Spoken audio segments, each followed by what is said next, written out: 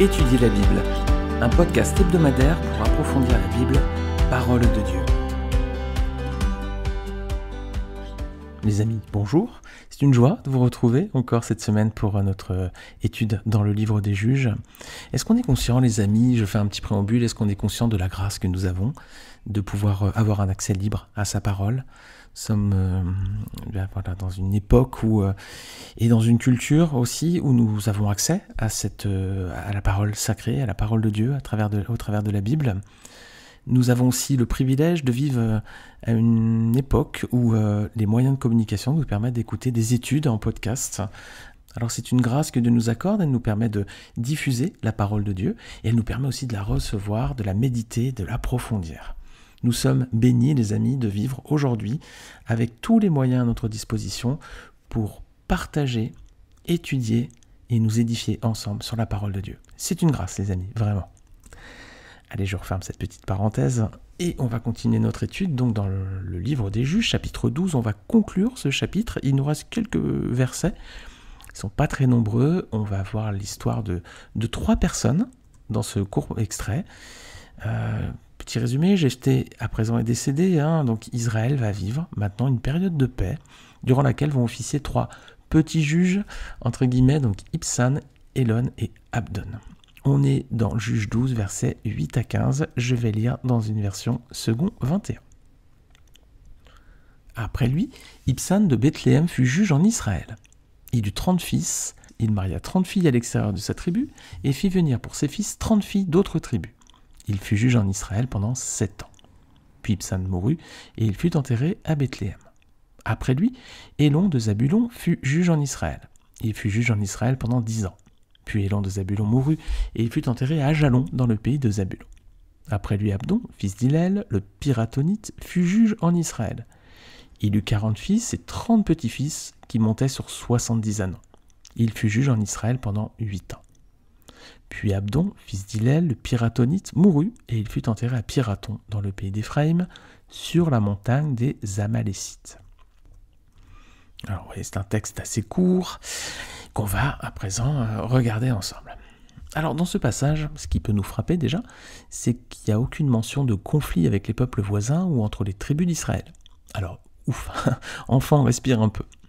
Donc c'était vraisemblablement une période de tranquillité qui s'ouvre à présent, donc qui va durer 25 ans.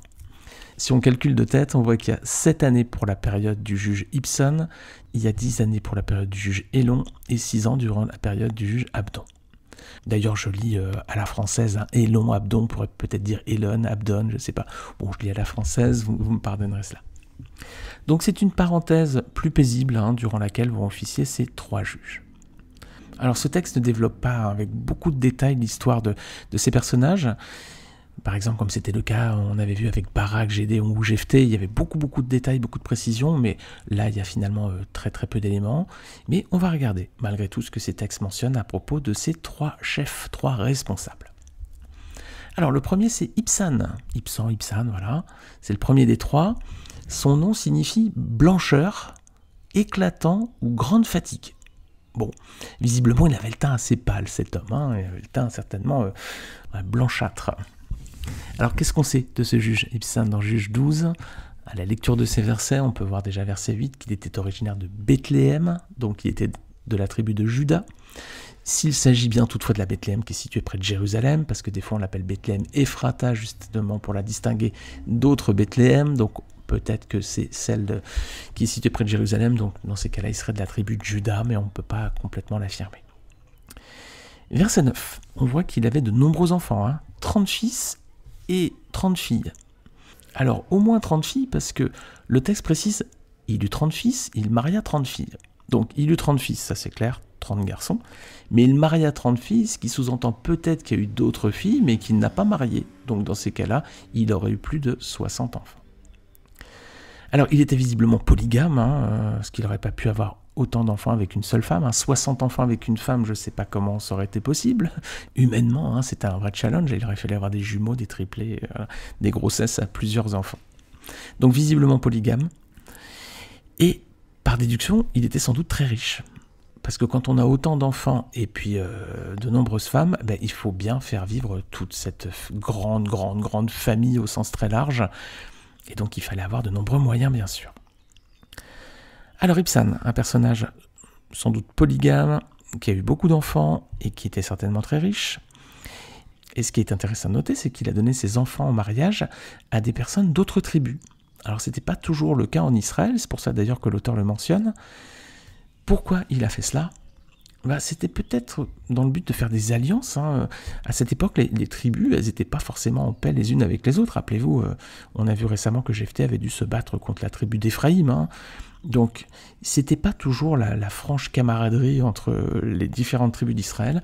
C'était peut-être un moyen de faire des alliances et de ramener la paix entre tous les peuples. Alors, c'est une spéculation, on ne peut pas en avoir la certitude, mais c'est peut-être dans ce but-là. Alors, verset 10, Ibsen va mourir à présent, et donc il va être enterré à Bethléem, et donc son histoire se termine ici. Et il y a un autre juge qui va prendre la tête. À cette époque, vous voyez, les juges se succédaient, et ce juge s'appelle Élon, voilà. Élon ou Elon, peut-être qu'on peut le prononcer Elon aussi, à l'anglaise, à l'anglo-saxonne notamment. Alors, qu'est-ce qu'on sait de ce juge Elon, juge 12 ?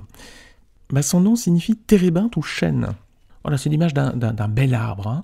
Alors c'est peut-être un signe de force, de solidité, de prospérité peut-être aussi. Ce sont des arbres qui sont en général bien déployés avec beaucoup de fruits, donc ça peut donner cette image aussi d'abondance. Alors c'est un juge qui est relativement inconnu, parce que c'est celui dont on a le moins de détails. On a juste 2 versets 11 et 12. Le texte ne nous dit rien sur sa famille, sur ses enfants, ni même sur son action. On apprend juste qu'il était de la tribu de Zabulon, qu'il a gouverné pendant 10 ans, et puis qu'il a été enterré donc sur le territoire de Zabulon. Alors, comme son histoire n'est résumée donc à travers les 2 versets, il n'y a pas beaucoup de détails, c'est peut-être finalement le juge le plus discret de ce livre. Alors, c'est étonnant parce que ça fait un contraste surprenant. Elon, c'est peut-être le juge le plus discret de la Bible. En revanche, dans le monde d'aujourd'hui, il y a un Elon qui est très connu. C'est l'un des hommes les plus connus au monde. C'est un Américain, un entrepreneur, vous le connaissez peut-être, c'est Elon Musk, fondateur de Tesla et de SpaceX, l'homme le plus riche du monde, voilà. Alors ça contraste entre la sobriété dans les détails de l'histoire de cet homme, Elon, dans la Bible, au temps des juges, et puis le flot d'informations qu'on peut avoir autour d'un homme aujourd'hui qui porte le même prénom que lui, Elon, dans le monde contemporain. Alors on arrive ensuite à l'histoire du 3e et dernier juge de ce passage, donc cette parenthèse de paix de 25 ans se termine avec donc la gouvernance du juge Abdon. Alors qu'est-ce qu'on sait de ce juge Abdon dans Juge 12 ? Son nom signifie servile. Alors servile, c'est un mot qu'on n'utilise pas tous les jours, donc j'ai repris le dictionnaire Larousse pour voir vraiment le sens du terme. Et servile, ça définit quelqu'un qui fait preuve d'une soumission excessive ou qui ne s'écarte pas d'un modèle qui le suit aveuglément, nous dit Larousse. Donc c'est un mot qui a quand même une connotation un tout petit peu négative quand même. Alors qu'est-ce qu'on sait de lui ? Verset 13, il était de la ville de Pirathon, voilà, c'est une ville qui était située sur le territoire de la tribu d'Éphraïm, c'est ce qu'on voit verset 15. Alors lui aussi, comme le juge Ibsen, on a des informations sur sa descendance, sur ses enfants, et on voit, là encore, que sa descendance était quand même nombreuse. 40 fils, 30 petits-fils, donc probablement polygame lui aussi. Difficile d'avoir 40 enfants avec une seule femme, surtout qu'à cette époque, les amis, la durée de vie, c'était plus comme avant le déluge où les hommes vivaient sur plusieurs siècles, comme Mathusalem, qui est l'homme qui a vécu le plus longtemps dans la Bible, c'est 969 ans. Mais à cette époque, l'espérance de vie, c'était celle d'aujourd'hui. Donc 40 fils, visiblement, qu'il a eu avec plusieurs femmes, et 30 petits-fils. Alors 30 petits-fils, c'est intéressant parce que y a quelque chose qui peut nous frapper, les amis. 40 fils et 30 petits-fils. À votre avis ?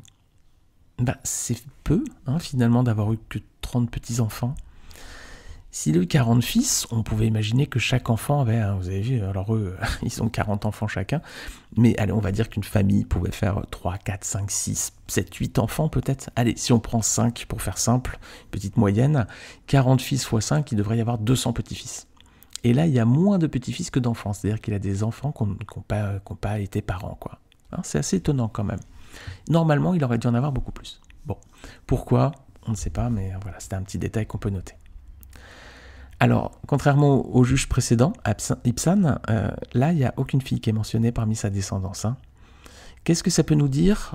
Bon, peut-être qu'il a peu de filles, peut-être, mais ça peut nous dire aussi que du temps d'Ibzan, donc c'était vraiment des alliances qui étaient faites avec les autres peuples, et du coup on utilisait souvent à l'époque aussi les femmes pour les marier et pour faire donc du coup pour réunir des familles, des territoires, des terres. Vous savez, ça se faisait beaucoup à l'époque du Moyen-Âge aussi avec les rois de France qui mariaient leurs enfants avec l'infante d'Espagne ou de Belgique ou d'Angleterre ou autre. Alors, 40 fils, 30 petits-fils qui montaient tous sur des ânons.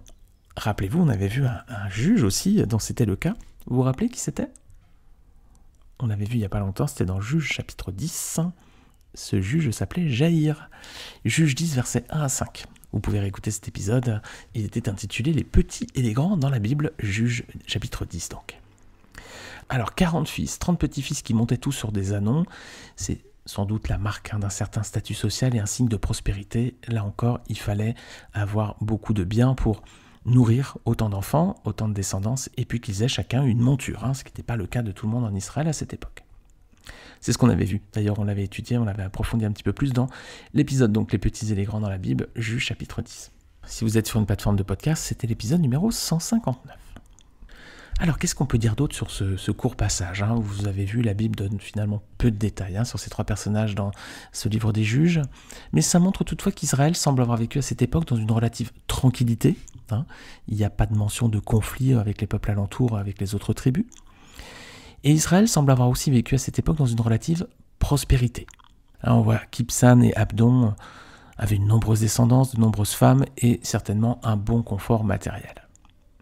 Alors donc, période de relative tranquillité, période de relative prospérité.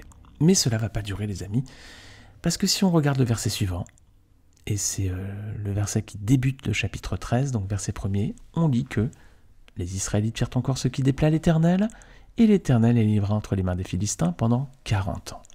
Ouh là là, vous voyez, ça y est, encore une fois, on était dans la tranquillité, on était dans la prospérité, on était dans une période bénie, et qu'est-ce qui se passe ? Hop là, le peuple, rapidement, retourne, et bien voilà, ce qu'il avait vomi, voilà, il fait encore une fois ce qui déplaît à l'Éternel.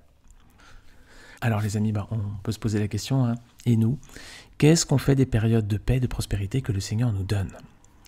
Quand le Seigneur nous donne d'être en paix, c'est une grâce.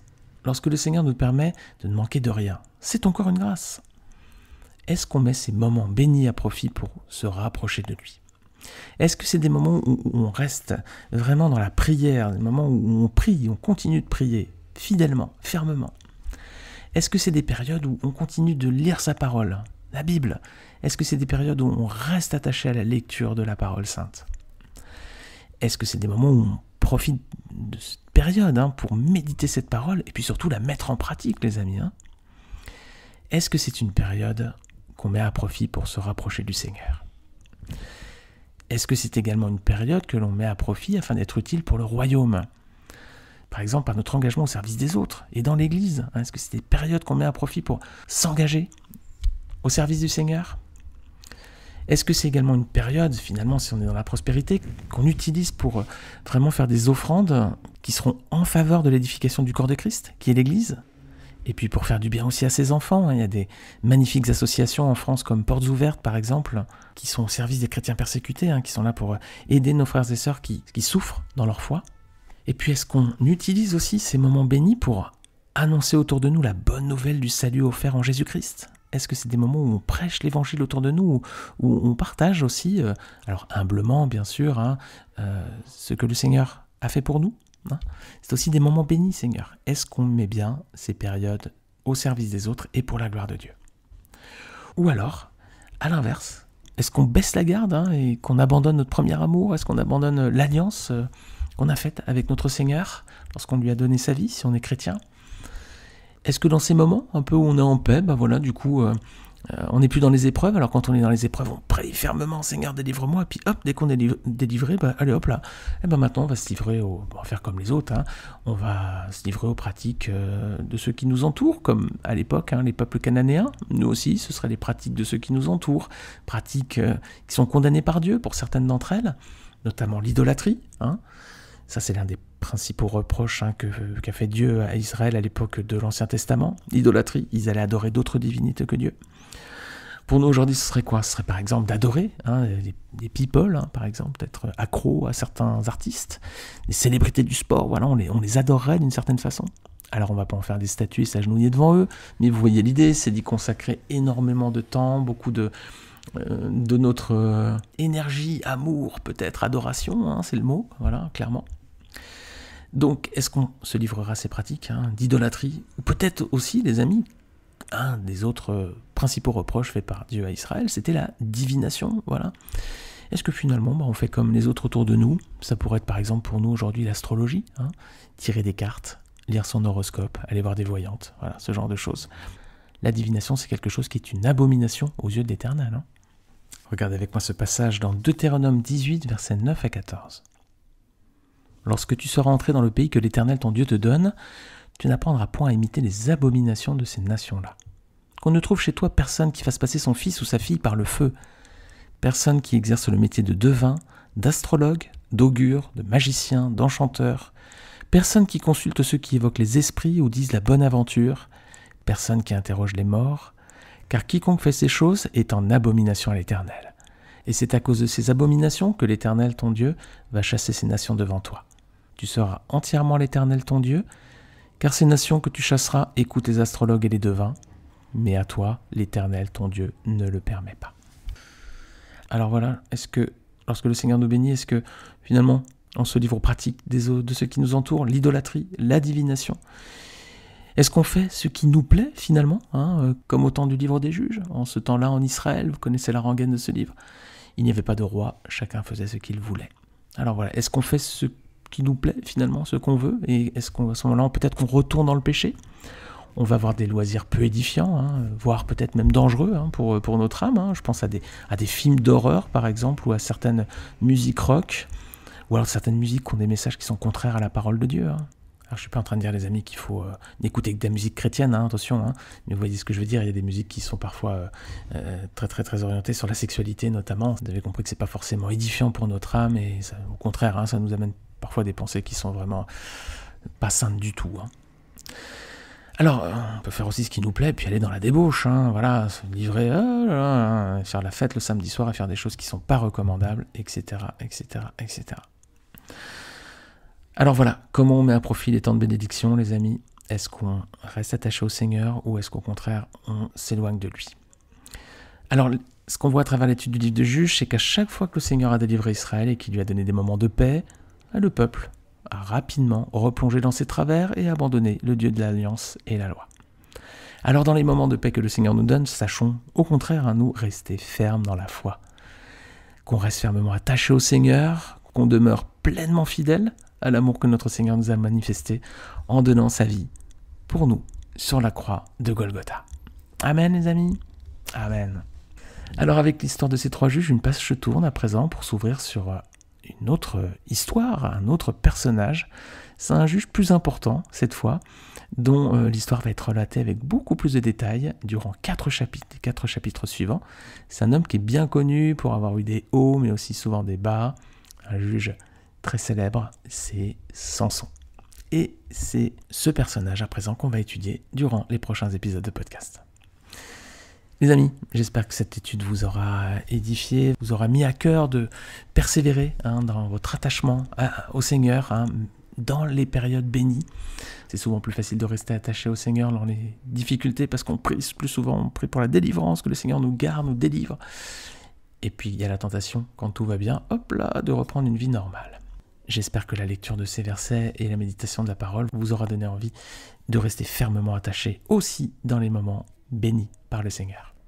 Ma prière, en tout cas, c'est que le Seigneur vous donne beaucoup de périodes de bénédiction, de périodes de grâce, que le Seigneur vous comble de toutes ces grâces. Moi, je vous dis à la semaine prochaine, Dieu voulant, pour un nouvel épisode. Donc, on va attaquer le juge Samson. Et en attendant, je vous invite, si vous le souhaitez, à laisser une note sur Apple Podcast ou Spotify et un commentaire. Vous pouvez aussi dire ce que vous pensez de cet épisode et me laisser un message. Merci à tous les amis, que le Seigneur vous bénisse encore une fois et à très vite.